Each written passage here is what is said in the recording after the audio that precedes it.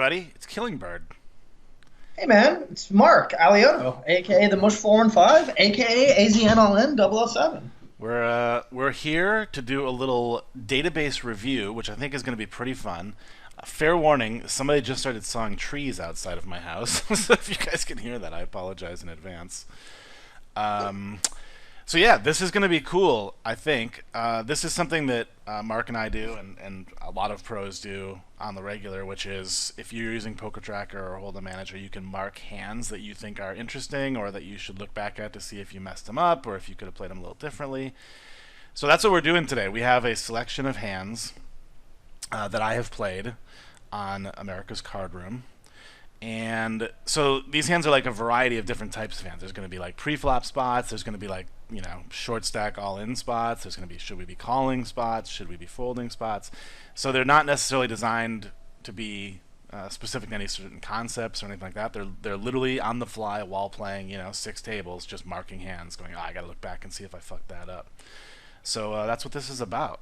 Anything you want to Yeah, and add? I haven't seen any of these. You have been doing this for, I think, a couple months now, so you're not going to remember a lot of these. So I think that's good. We're kind of just going to go on the fly and just, talk about what we would do and what we should do. One thing I want to say is that if you guys aren't taking notes and marking hands, you're not doing it right. You will make more money if you mark your hands. It's just really a really easy way to review. You can hit up someone who's maybe better, someone who's equal, even if someone worse than you, just be like, hey, what would you do here? Bounce ideas off each other. But yeah, let's get into it. So looking like table-wise, there's a couple regs here. Holla at your boy, sitting out, the glitch. Jacks, under the gun 1. And 11.99, good sizing. Get 3-bet, yikes. Yeah, three betting at such a weird stack size too. Yeah, I mean, I wouldn't expect this to be ace king because he's giving you such a good price. So, I mean, we have no read on this guy. I think it's important to say that. We have 10 hands. It's literally meaningless. So this is just some random guy. Comes back to us. Yeah, so I guess tell me why you flat here.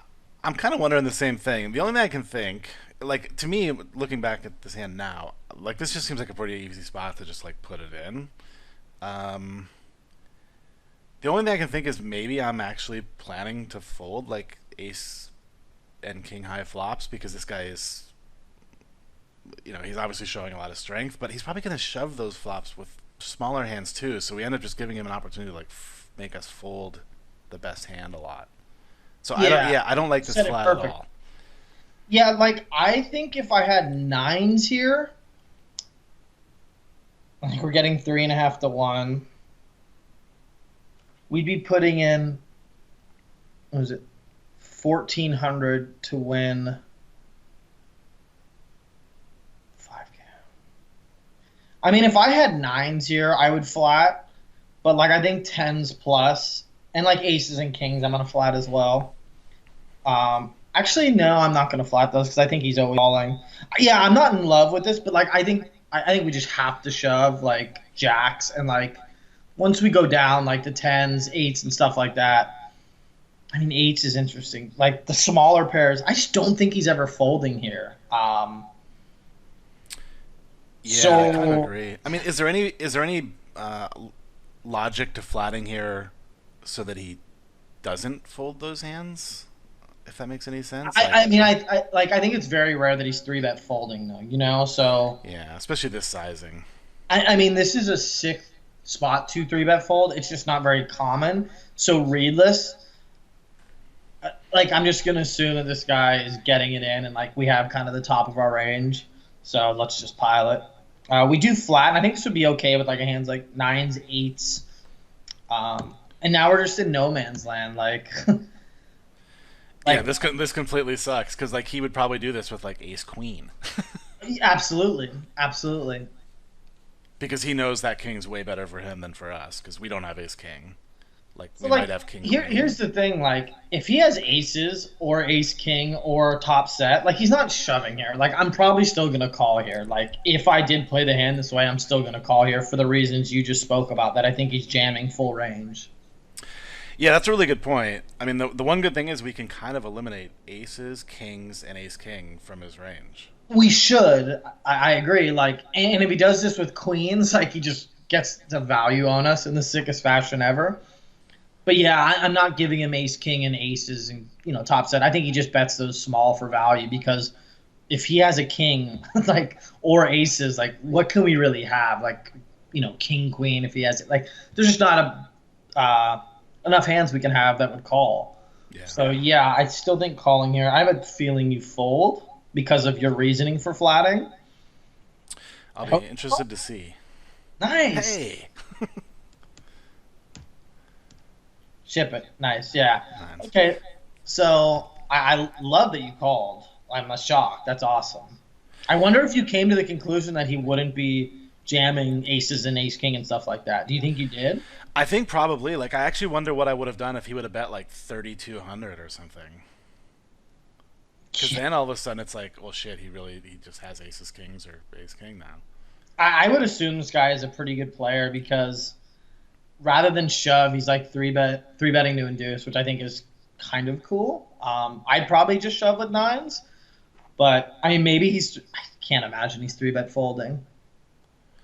Maybe Yeah, he is. it's kind of like the hand ends up with the same result. Because yeah, I like you. I don't think he's three bet folding, but we gave him a chance to get away from his nines. If And it came like king jack deuce or something, he's just like yeah, not gonna do anything. yeah, and we gave ourselves, even though we ended up making the right decision, we gave ourselves a chance to make a mistake and fold too. So it's like Absolutely. we just complicate everything by flatting. So yeah, get it in pretty But nice and easy. well played post. I will say that. Every once in a while we do something right. Probably not this hand.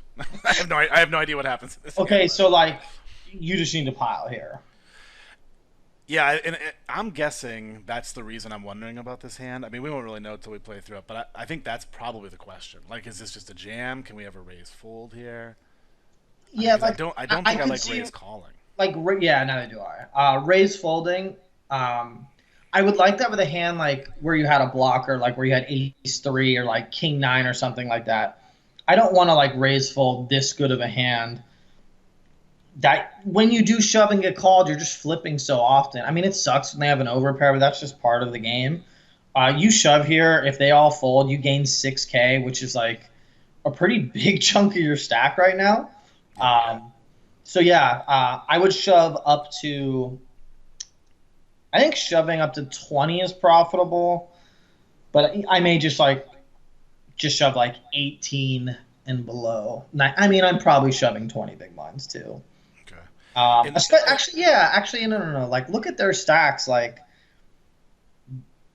they're not deep. Like, there's 39, 31 in the big blinds, 27. Yeah, I mean, I'd probably be jamming like even a little more than 20. okay. And at what point on the hand ladder do you stop shoving here? Like, Oh, where does it I'm become a all raise? pairs. They're all the same to me. Okay. I'm shoving twos as well. Yeah. Now like nines and tens though, I'm probably gonna raise, because I do want to have, if I am gonna be raise folding like ace three and king nine, and if you're gonna be doing that, you want to have like tens and nines to like raise call. You don't want your raise call range just to be like aces and stuff. Right. Okay. We do open and it gets through, but yeah, shoving is just better. Um, Yeah. So in hindsight, that's clearly why I marked that hand. Yeah, there I was think no that's there's no good. post flop That's action. really good. And like I kind of like looking at this spot. I think this is the same thing too. Okay, so you can shove here profitably, obviously. Now, if playing with Nada had like 25 bigs or something, we could consider raise folding, because like his three bet is so low, the small blind's three bet is so low. But yeah, because Nada only has 10 big blinds, you're basically up against the small blind, and they are really tight. So like raise folding doesn't seem. God, if playing with Nada had 4,500, I would raise fold. But I think here we need to just jam. Okay. Yeah, I think the small blind. Looking at this is kind of what's interesting to me, because like I don't think he's ever going to be shoving out his light, so it's kind of like I don't know that we want to be inducing with ace three. Yeah, I mean we're Um, just raised folding, so if he Although doesn't, yeah, and of course he might also not be calling correctly either if he's playing that tight. yeah, So I was hoping you said that. Like he's definitely not calling correctly. We're gonna get him to fold like ace jack suited. Maybe yeah, not that good, but like we're getting him to fold stuff he shouldn't be. So right. and with not a stack, now we just fold. I think like that's okay. Like I said, playing with Nada has more. It's good. Okay, so we have Burn the Boats. He's running 1914. Let's check his raise first in stats.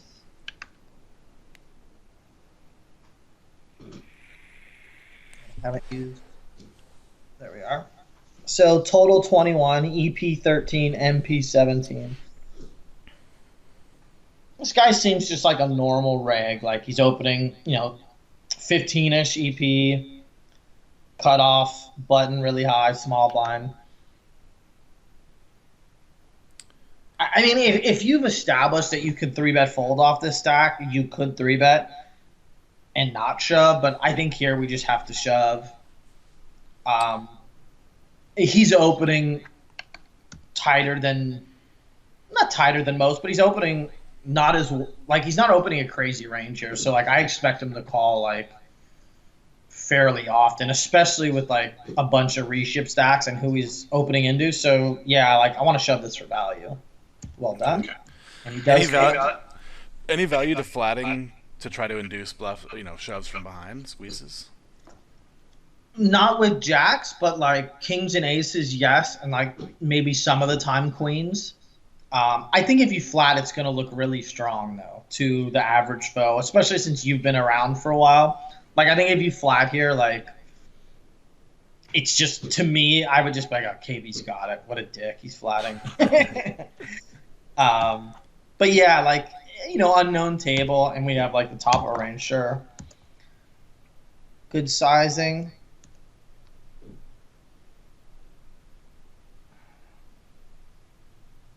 Oh, this is the I mean, I from the remember. podcast. Yeah, we did talk about this on the podcast. God, now I need to make sure I say the, the same thing.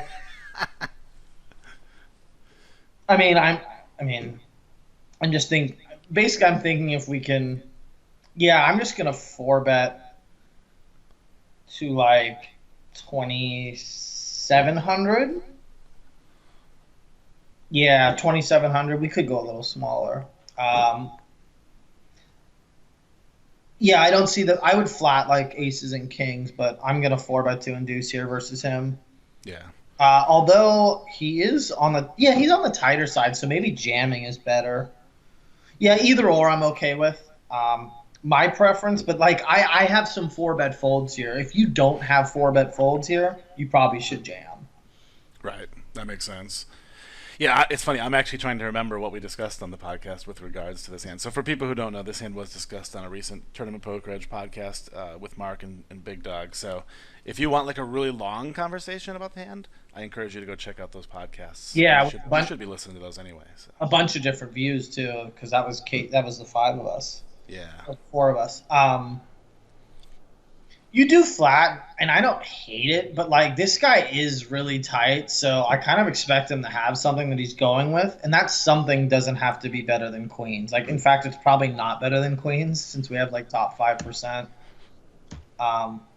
We get a pretty good flop actually. He's betting 1/3. I think we just call as played. Now I think 4-bet getting it in or 4-bet jamming is best. Yeah. Check, which is interesting. Like, I feel like he still bets an ace. Yeah, I mean, I think this is a pretty easy call. I don't know. I shouldn't say that. I don't think it's an easy call. I just think he's gonna still bet like his ace X's on the turn. Like sometimes he's gonna check back, but like if you're calling on the flop, what are you folding on the turn? Like you can still have flush draws, overpair like tens, whatever that you'll still call with. So like I would assume he would be still betting. Yeah, I think if he's from his perspective, if he's putting us on a flush draw as a big part of our range, then he would want to bet the turn, because then when we brick, he's not going to get the rest of our chips. And he can bet really small to set up a really easy river shove too. Yeah, like if we have jacks or like we have exactly what we have and he's putting us on that, I still think he needs to bet an ace on the turn. Yeah. So this just looks like, yeah, I don't know. Like maybe he's value owning himself. I honestly can't remember what he has. I think I remember you calling. Oh. I remember that it was some sort of complete error. I couldn't remember what. That 3-bet by him is really surprising because we have 5K hands with each other, and I'm pretty nitty. And so is he. Yeah, it's almost. I mean, you never know. Like he might have just took a bad beat on another table, and he was just like, "Fuck it all, I'm gonna raise and and try to take this pot down." But you probably put a bad beat on him. Yeah, it could be trying to get a little revenge. Okay, so Rap Clown's 3xing the button. 160 hands of them seems pretty tight. This is just an easy call. Yeah, we're deep enough where I want to play this hand really bad.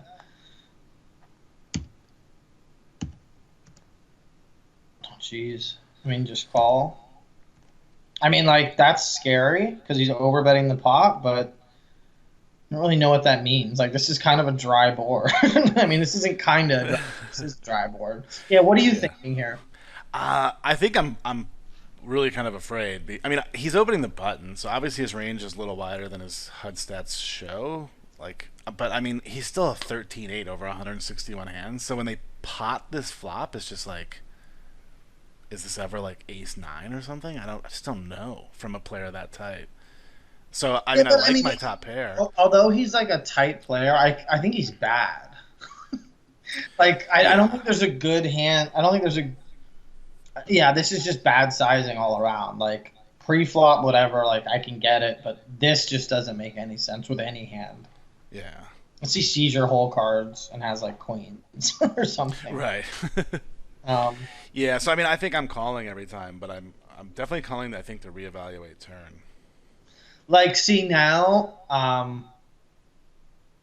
I just think we have the best hand because, like, I can't imagine just bombing in here with, like, queens or whatever. Like, yeah, we have 8s in our range. I don't think he would just bomb, so I kind of just feel like he's bluffing. We block 9-10, which is good. I mean, like, which I don't know is good. No, it's not good. I mean, I'd rather him have some 9-10s. But, yeah, I'm not folding here. And I'm just going to let him hang himself on the river. Wow. Yeah, see, I think in this case, I probably gave too much credence to this HUD stats and not enough to, like, his sizing and the way the hand was playing out.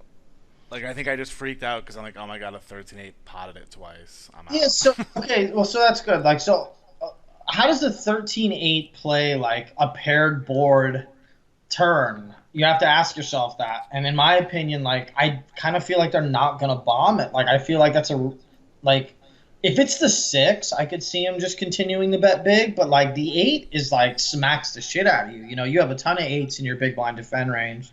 Yeah. So, I would, like, I mean, I don't know, like, how would you play, like, if you had queens here? Obviously, your flop sizing's not the same, but I don't think you're just bombing the turn. In fact, you're probably going to check back the turn a lot to allow him to bluff, like, some of the time when he's just floating with air. Like, I mean, we're not always betting an overpair here on the turn. Yeah, I would agree. Yeah, I think in a spot where I spend more time putting this story together, like, this story doesn't make a lot of sense. I mean, although, sorry to cut you off. I do think betting the turn is still good. Like, just like, I don't know. I wouldn't expect him to, like, bomb the turn with aces here. Yeah, I would agree. If I had aces here, I'm pretty sure I would check back.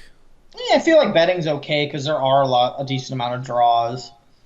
I think checking back is fine. Like, I'm not certainly betting 100% of the time here. Yeah. It's very odd that he bet, like, just a little over pot and then he actually had to type in an amount. He didn't just pot it. He had to type in an amount over pot. I know. It's just weird. Like, this is, like, a really good flop for aces, and this is a really bad turn for aces, and he's just like, oh, I'm going to continue to bomb. I mean, he may have had it. Like, who knows? So, So do you just ship it in there on the No, turn, or you just? I call and just let him hang himself in case he has like 9-7 or 5-7. I just, although he's probably still calling those, but like I honestly feel like he's gonna have like some complete air some of the time that he Yeah, makes bomb with. So I would like tank, call, and then like check river and call again. makes sense. I don't know what river I would fold to be honest. I kind of don't feel like we can fold to any river. Yeah, we can't if we do call. Hmm. Ooh, pocket kings. Hell. Okay, So so this is a cool situation because you only have three hands with this guy. So I'm just going to flat here every single time versus someone that has no clue who we are.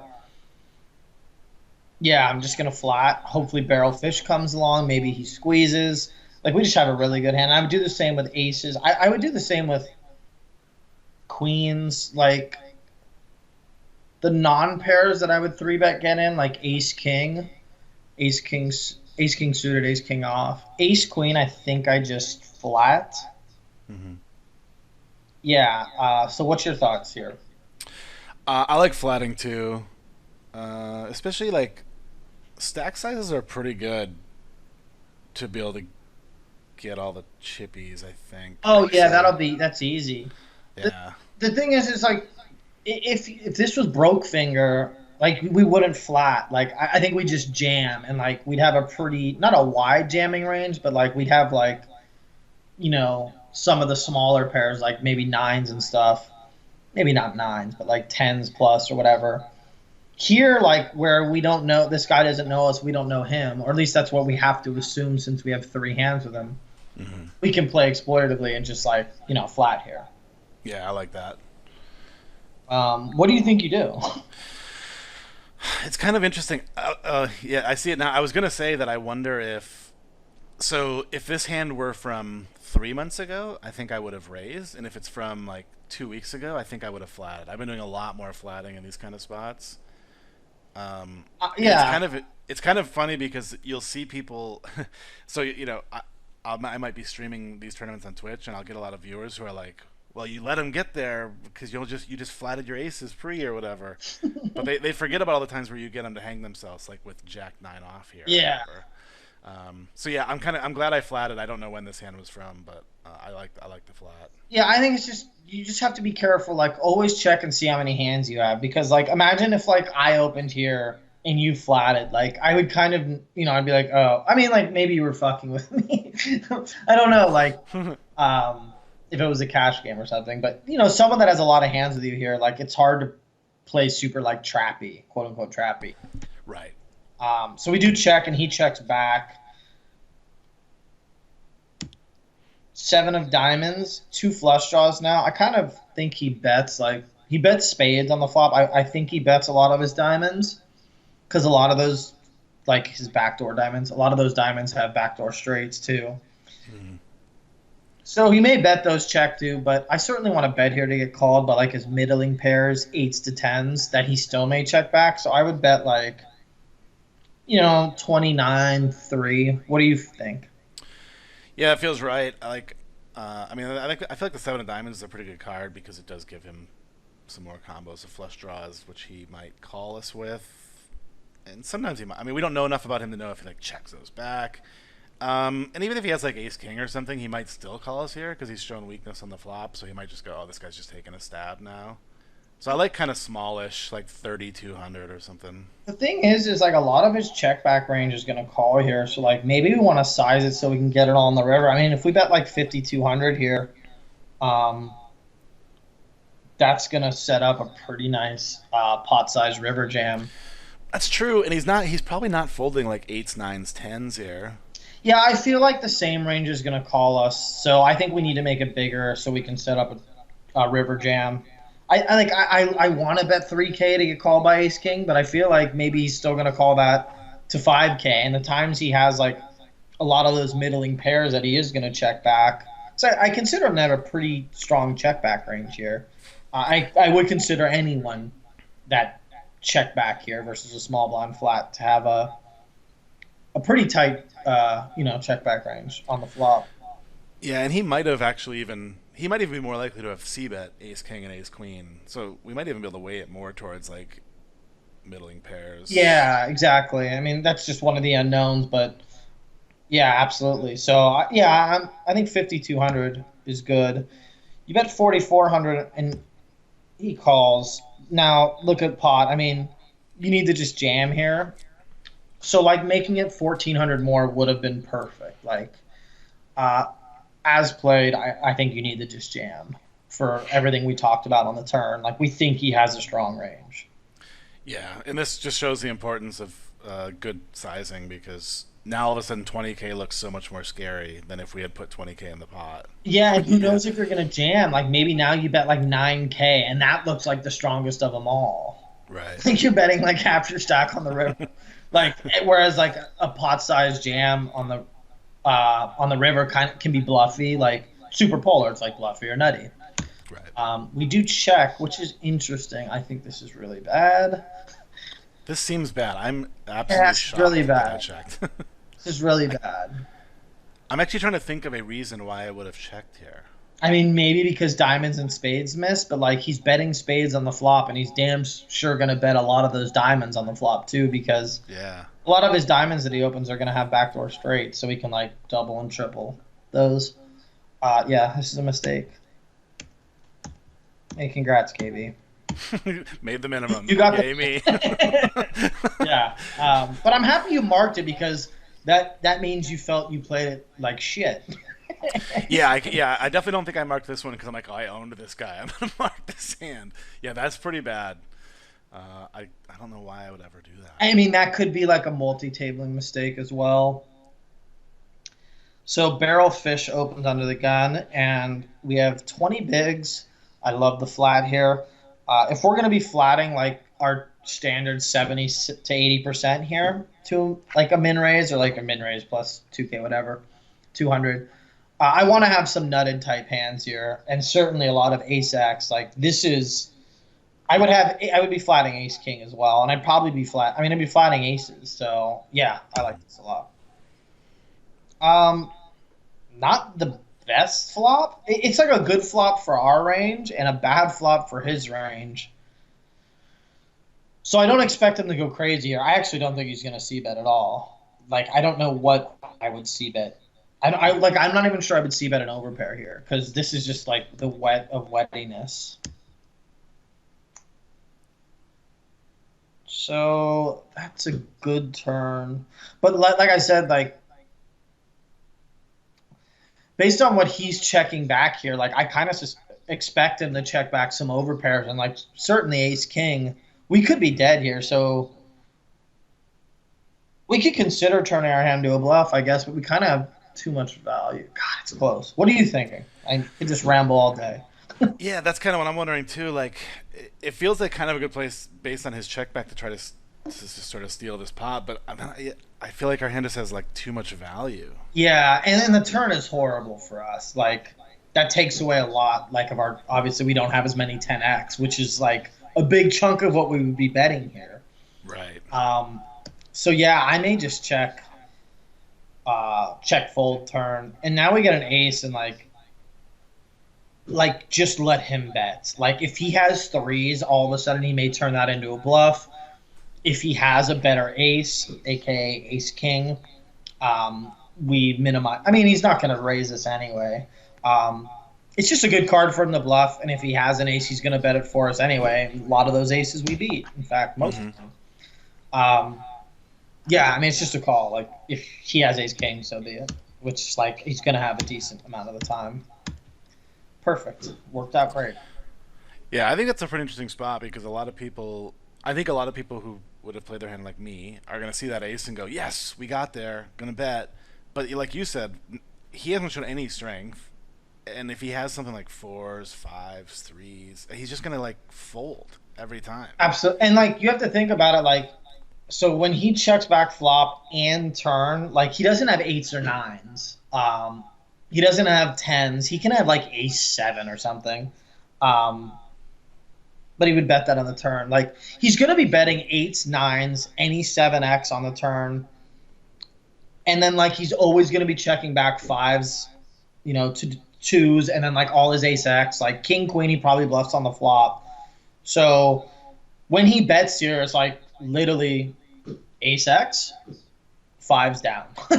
So yeah, we should always check if that's going to be the case, and we beat most of the aces. Let's just let him hang himself. Yeah, agreed. So they actually really well played. Like I hope you thought of it that way, but I don't know. It's hard to say with my mind. Um, okay, so this will be the last hand for part one. Ace Jack suited. Good sizing. It's weird. Like sometimes you go min raise plus a little. Sometimes you go like 2.2. But you always throw the 999, which I love. Ooh, this sucks. But I mean, this is an easy really call. sucks. Oh no. Oh, Like you only have 10 hands on him. Like he can have all the pairs. You're suited. Like, I mean, we have to call here. Yikes! I didn't realize that you opened up 18 bigs. Yeah, I mean, this is the only guy. No, there's a couple guys we can't fold to. I may just open jam this too. Yeah, so there's two things that are going through my mind. A is I'm wondering if I mark this hand because I'm wondering if it should just be an open jam. The other thing that I'm wondering is just knowing, playing enough tournaments on ACR, I know we're at 750, 1500. This could be a bubble spot. I mean, I bet this is a turbo as well, just based on stack sizes. It would be that would make sense. Yeah.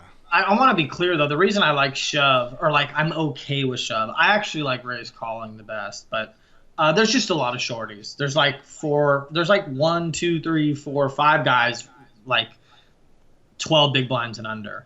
You certainly can't be folding here. I mean, you're almost getting 2-1, and like you're going to be flipping with a huge chunk of his range. And if he's ahead, you're almost getting the right price to your 3 outs, and you're suited. Like, just go with it. Yeah, this looks like an easy call. Okay, so 2 mistakes. No, the only real mistake was the kings. But yeah, this is good. This is going to be a good video. Yeah, I'm looking forward to this. So yeah, we'll wrap it up on that hand, and then we'll come back and do some more right after this.